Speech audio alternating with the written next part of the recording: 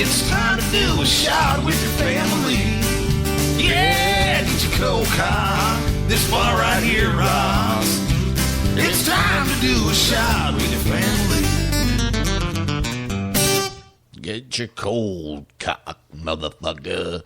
You're listening to a brand new episode of the Jay Stone Show at rockmetaltalk.com. Be sure to check out the affiliate schedule on the site, rockmetaltalk.com. I'm on Stone Chrome Radio 2 nights a week, sometimes 3. GraniteCoastEntertainment.com and theindyauthority.com. You can download the show on iTunes, some Sonos thing, and a few other places in between, and a few other countries and whatnot, wherever the show goes out. So yeah, I don't know. It's depressing listening to the music, but it's also, you know, it's fun to look back on it and, you know, play the not so hit songs by them, but, you know, it's good stuff. It's good stuff. But, you know, as some of you know, my schedule is changing coming up in January. I don't know if I'm going to be off on Thursday and Friday anymore or what the deal is. That's one thing I hate about this fucking job, is changing schedules all the time. I completely fucking forgot about it because I was so used to being in the same days off for fucking, I don't know, almost 2 years at this point. Well over 2 years. And now all of a sudden it's changing. So I stopped booking certain guests. I was going to offer my guests to other shows because I couldn't book them, but I'll just book those people after, and there may be a few in between that I have to reschedule by a day or so, but it's really not going to be a big deal, I don't think, to do that. So I'll find out more about that next week, and I'll make the announcement on next week's show. Next week's show is also the end of the year, the last show of the year. I wasn't anticipating on doing a show playing, you know, a lot of Stone Temple Pilots and Scott Weiland songs, but, you know, I felt that, you know, I had to do it. As, you know, a huge fan of the guy. I love all different types of music. I don't just love metal and rock. You know, there's pop stuff I like. That, you know, not as much. I stick with rock and metal, but there are a few people in between. But regardless, you know, I like the stuff that Scott Weiland and Stone Temple Pilots wrote. I happen to think that he knows how to write melodies and write lyrics very well. He knows how to be a chameleon, so to speak. He can gel. He can he did gel anywhere. He could play with any type of band. I mean, I find it fascinating that he worked with guys from the old Guns N' Roses and then worked in Art of Anarchy with newer members of Guns N' Roses. So it's kind of cool how the two bands are related. I mean, they're two of the biggest bands in my life was GNR and Stone Temple Pilots. So, I don't know. It's ridiculous the way, you know, eventually someone's got to learn from some of this and say, holy shit, you know, I can buy from the. We lose a lot of people this way. My fucking dogs are a pain in the ass because Michelle's schedule's changed. So now I have to fucking incorporate fucking a household of pets into the fucking show. So you may hear them barking because I still like to keep my eye on them. So, you know, my studio's in the back part of the house. But if you want to Skype the show, if you have anything to say about Scott Weiland or, you know, your opinion, you know, I'm not here to argue, but you're more than welcome to Skype in. The username is Rock Metal Talk. I'm surprised no one has called in yet. Some people don't want to, you know, listen to a whole show about this, but I feel I need to do this as, you know, it was an important piece of the history to my music career. I owe my fucking music career, so to speak, to the band Stone Temple Pilots, because when I heard that, I said, that's how I want to fucking, I want to do it. Not to that degree. I mixed a lot of different elements in, but just that I was feeling a lot of those ways to the lyrics of how I interpreted it at the time. I'm not going to sit here and say I had the greatest fucking life because I was on the road and toured in the band. I also have a lot of misery in my life as well. So I relate. I just chose different ways to handle it. I'm pissed off a lot. I still have a lot of bad shit going on every day, and I know a lot of people struggle with that. I don't know why I was chosen to be fucking tortured my whole entire life, but I'm not gonna fucking kill myself over it either.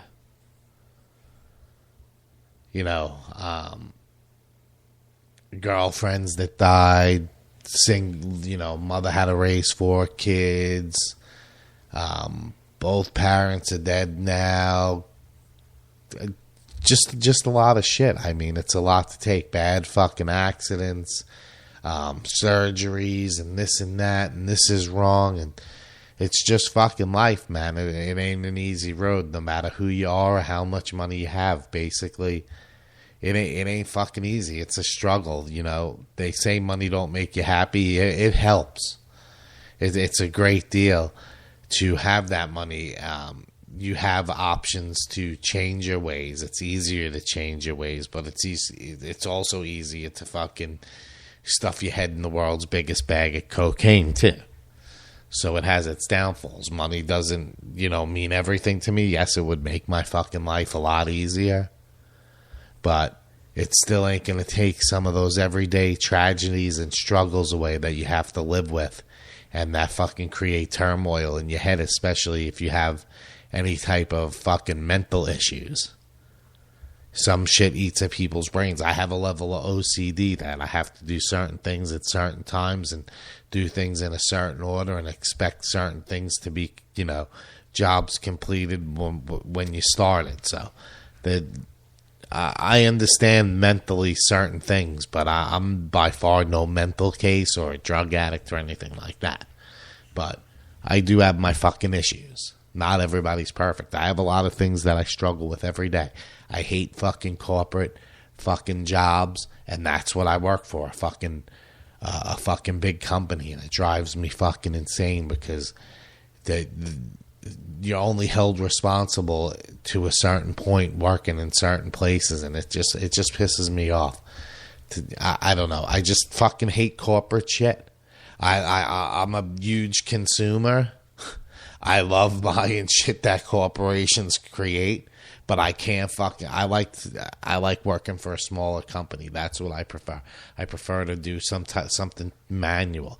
I can't fucking tolerate doing certain shit and sitting in one spot all day. It's just one of those things. I always thought that my life would be easier if I worked in an office, but it actually made my life a lot fucking harder.